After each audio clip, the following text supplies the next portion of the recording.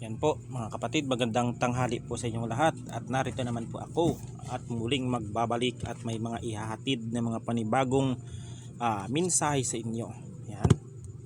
Itong mensaheng ito, kung ano nga ba ang regalo sa inyo ng ating Panginoon.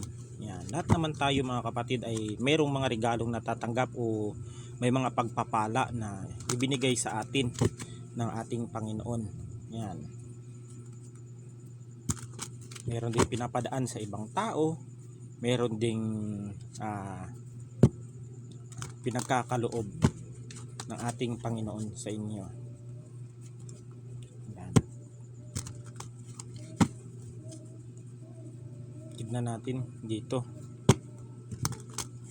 kung ano nga ba yung mga regalo na inyong matatanggap sa ating Panginoon, galing sa ating Panginoon. Tayo ng 3 at kukuha tayo ng 13 baraha. 1, 2, 3, 4, 5,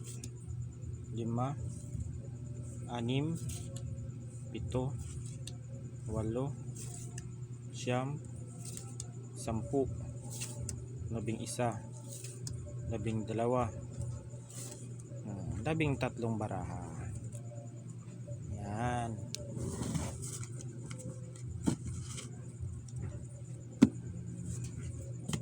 Ano nga ba yung regalo na matatanggap ninyo ngayon?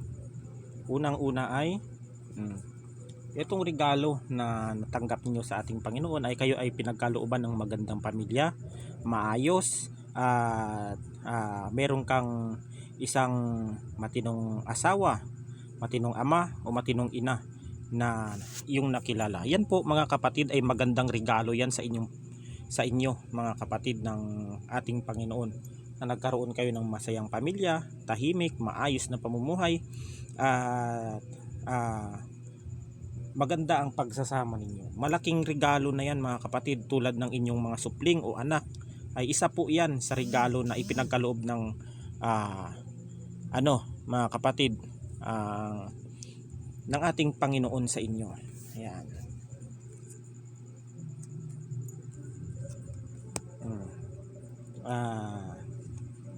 Hesitation. Ayan.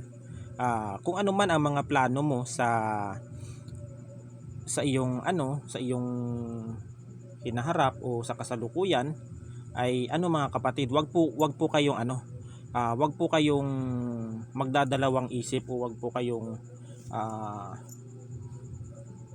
mag-isip ng mga negative mga kapatid dito ang mensahe ng Panginoon, dahil pag always nating positive ka dito ay maaari mga kapatid na ikaw dito ay matatanggap mo ang regalo o blessing ng ating Panginoon. Yan. Tinatawag na not now but soon. Yan. Pag marunong kang maghintay, kung papabor man sa iyo ang panahon, ay maaaring ipagkakaloob sa iyo ito ng ating Panginoon. Yan. Ito yung mga kapatid, yung sabi ng Panginoon ay yung dito, ang sabi ang magiging regalo mo. Ayan. Kung sakaling may blessing na dadating sa iyo, ay tanggalin po ninyo itong mga nakaraan o trauma sa iyong buhay. Yung mga nakaraan, yung mga nangyari sa iyo na mga trauma o kung ano, phobia, trauma o kung ano man, ay dapat mo na itong itapon mo na itong mga nakaraan mo ang nangyari sa buhay mo. Yan, para yung ay maging okay ang lahat. Yan. Kasi dito nakikita ko dito may mga trauma ka, may phobia ka, may mga alalahanin, mayroong takot ka dito. Yan. Na ang gusto ng Panginoon, kung bago mo matanggap yung mga regalo na ito, ay baguhin po muna ninyo yung inyong sarili. Yan, iwanan po ninyo ang mga phobia, takot, yan, yung mga paranoid ka, yung mga nag-iisip ka ng mga negative. Iwasan po ninyo ito, yung mga ganito, dahil wala pong nakakasira lang po ito ng mga inyong mental health mga kapatid. makakasira lang dito ng inyong mental health, yung fright na ito, phobia, paranoid, o di kaya depression. Yan, iwasan ninyo. Itong ano mga kapatid, iwasan po ninyo yung mga may mga third party dito, iwasan ninyo yan, dahil yan po ay ano mga kapatid, yan po ay nakikita ko dito sa third party ay ito ang ano na masisira ang inyong pamilya. Wag po kayong magpapadala sa tukso o kung ano man dahil sa third party na ito. Yan, distrust, enemy at flirtatiousness. Yan, iwasan ninyo ito mga kapatid para hindi masira ang inyong relasyon ng inyong asawa o di kaya ibinuo ninyong pamilya, para yung regalo na kung ano meron man ay ipagkakaloob ng ating Panginoon sa inyo. Kasi pag nagkaroon ka ng third wheel, may bisyo ka, mahilig ka man babae, mahilig ka man lalaki, yung pera mo doon sa lalaki na pupunta, yung pera mo doon sa babae na pupunta, sira ang ang inyong pamilya. Pati yung mga anak ninyo ay maapektuhan. Maaring maapektuhan dito yung mga anak ninyo. Kaya iwasan ninyo itong tukso na itong third wheel na ito. Yan. Pag ang ilaw ng tahanan napundi, magkakaroon ng anong natawag yan? Makakaroon ng hindi magandang pagsasamahan. Pag ang haligi naman ng tahanan ay natumba yung haligi ng tahanan o di kaya nasira ang haligi ng tahanan, maaring apektado lahat ng pamilya o di kaya mga anak nito. Kaya iwasan ninyo. Yan. Yung mga iniisip ninyo mga kapatid, darating ang araw ay magkakatotoo ito. Yung mga minamanifest ninyo mga kapatid, maaring bahay, lupa, kotse, sasakyan, mga property na gusto ninyong ipundar, ay balang araw mga kapatid ay yan, matutupad yan na yung regalo na ibibigay sa inyo ng Panginoon. Yan. Itong imagination, marami kasing klaseng imahinasyon mga kapatid. Yan, may imahinasyong mabuti, may imahinasyong masama, may imahinasyong nakakatawa. Yan. May imahinasyon na nakakainsulto, marami. Origin.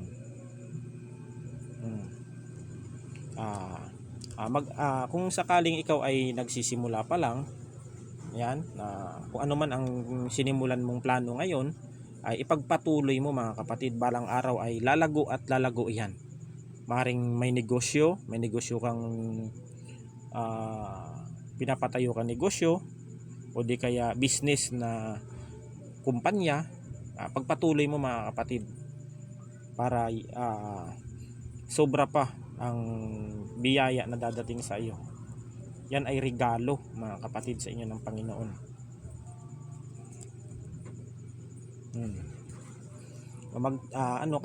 Magtiwala ka mga kapatid sa Panginoon. Kung ano man ang mga minamanifest mo ay magkakatotoo ito. Yan, maging honest ka lang, magtiwala ka lang sa Kanya. Yan, samahan mo ng dasal, ng taimtim na dasal mga kapatid, para ipagkakaloob niya sa inyo ng ating Panginoon yung mga bagay-bagay na gusto ninyong mangyari, umaabot sa inyong buhay o mga pinapangarap ninyo. Yung mga minamanifest ninyo, hinihiling ninyo, iniisip ninyo o ini-imagine ninyo, magkakatotoo yan mga kapatid. Magkakatotoo yan. Hindi man ngayon, maaring baka sa susunod na araw o buwan o di kaya taon. Yan, magkakatotoo yan yung mga mo. Kaya dapat magtiwala ka. Yan.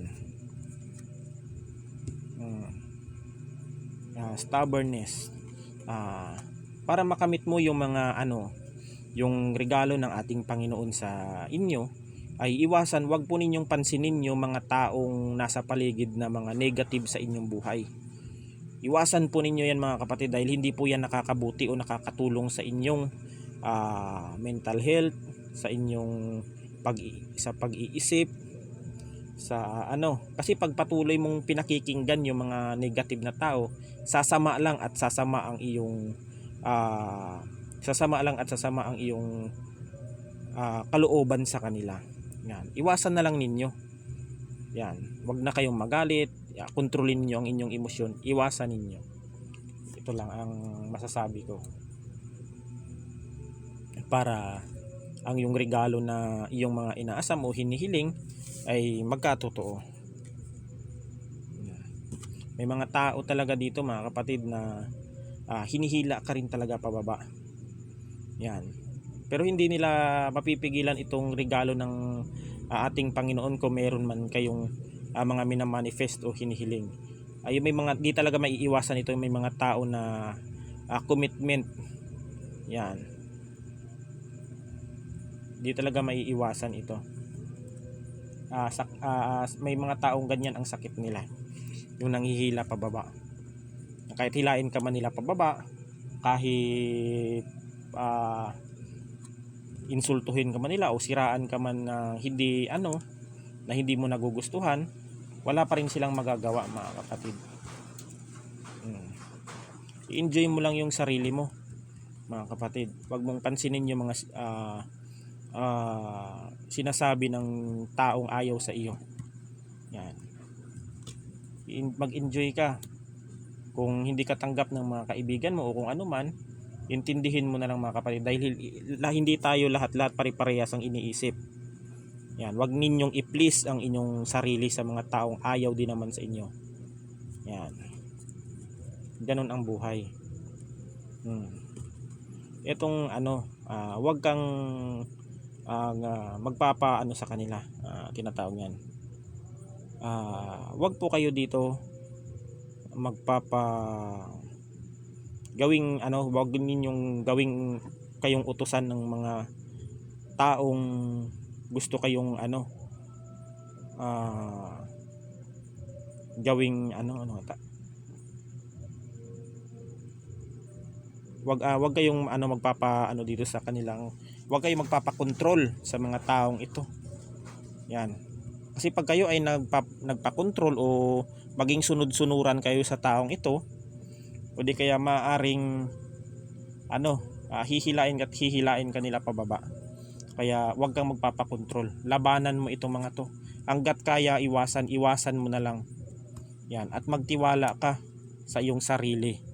Yan, kung wala mang tiwala ang ibang tao sa iyo, o mga kaibigan mo, kamag-anak mo, mahal mo sa buhay, magtiwala ka sa sarili mo, dahil alam mo sa sarili mo na kayang-kaya mo. Yan. Wala ka naman dapat patunayan sa iba na kaya mo. Hayaan mo kumilos ka ng tahimik, gulatin mo sila sa pamamagitan ng resulta.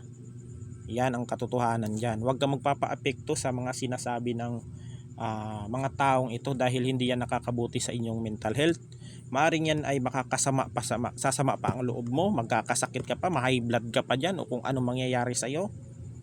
Ay kontrolin ninyo ang inyong emosyon mga kapatid. Ipakita ninyo sa kanila na hindi sila kawalan. Yan. Nakaya mo ang inyong mga gawain para kayo ay pagpapalain. Yan. Baka ingat-ingat kayo mga kapatid, baka yung regalo na ipinagkaloob sa inyo ng ating Panginoon ay maaaring nakawin ito.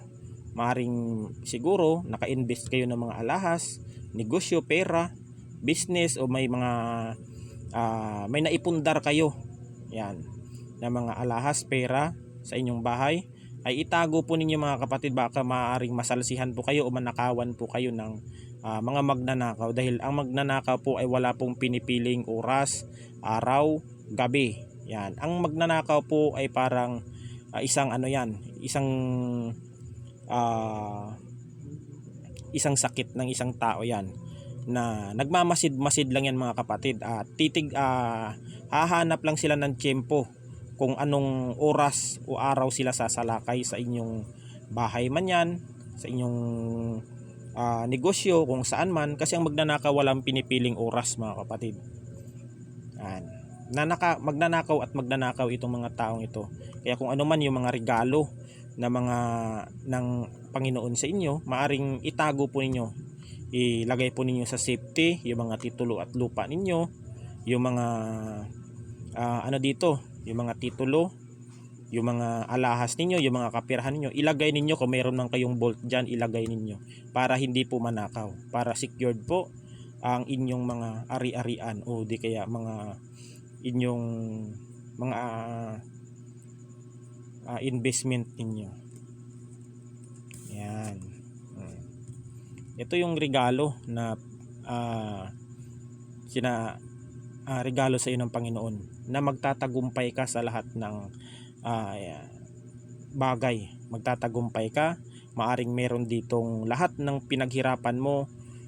Maaring may nakikita ko dito na sa mga nag-aaral, mga kapatid, sa mga nag-aaral, may nakikita ako ditong nakapasa na sila. Yan, kukuha na lang ng board exam. May nakikita ako ditong magtatrabaho na, may nakikita ko ditong nag-a-apply na sila sa kanilang mga trabaho. Yung mga pinapangarap nila, mga kapatid, ay nagtagumpay sila sa pamamagitan ng kanilang pagsisikap at kanilang pagsasakripisyo sa kanilang sarili. Ayan. Nagiging success sila sa kanilang nagiging success sila sa kanilang buhay dahil sa kanilang pagsusumikap. Yan. Walang tao, mga kapatid, na hindi nag-success, na hindi nagsumikap. Lahat tayo dyan, dadaan tayo sa hirap at pagsasakripisyo. Kung tamad ka ay hindi ka aasenso. Yan. Tulad ng pagsisikap, mga kapatid, ang Panginoon kasi, mga kapatid, ay mayroong mga pagsubok yan na malalagpasan. Pag nalagpasan mo yan, mga kapatid, ay yung hirap mo na yan ay mapapalitan yan ng maayos, mga kapatid. Itong plano na ito ay maisa sa katuparan ito kung ano man ang regalo ng ating Panginoon o plano nila sa iyo. Yan. May regalo kang matatanggap dito, mga kapatid. Ito ay, ang tagumpay mo ay isang regalo din ito. Yan. Huwag kang malungkot kung ikaw ay nagtagumpay, sapagkat yan ay malaking regalo yan ng ating Panginoon. Yan. Kung ikaw ay nakapasa, regalo din yan ng Panginoon sa inyo. Kung ikaw ay na-promote, regalo din yan. Kung ikaw ay kung tumaas ang sahod mo, regalo din yan. Itong pamilya mo, isa itong malaking blessing, mga kapatid, ng Panginoon sa inyo. Kaya ganun, makontento tayo kung ano yung regalong ibinigay sa atin ng ating Panginoon. Kasi pag gusto ninyo, kung hindi kayo nakukontento sa regalo na ibinigay sa ating ng ating Panginoon, kung hindi ka nakukontento, kung gusto mo yung sa iba pa ay gusto mong kunin, ay pangit yun, mga kapatid. Hindi ka magiging masaya dito pag hindi ka magiging masaya pag hindi ka nakukontento sa regalo na ibinigay sa inyo ng ating Panginoon. Yan. Dapat makontento tayo. Yan. May ibang tao kasi, mga kapatid, na hindi nakukontento. Gusto nila yung sa iba ay kukunin pa nila, yung mga taong sakim na ganun. Kung ano dapat yung regalo na ibinigay ng ating Panginoon sa inyo, makontento tayo. Yan. Para maging masaya ang inyong buhay. Yan.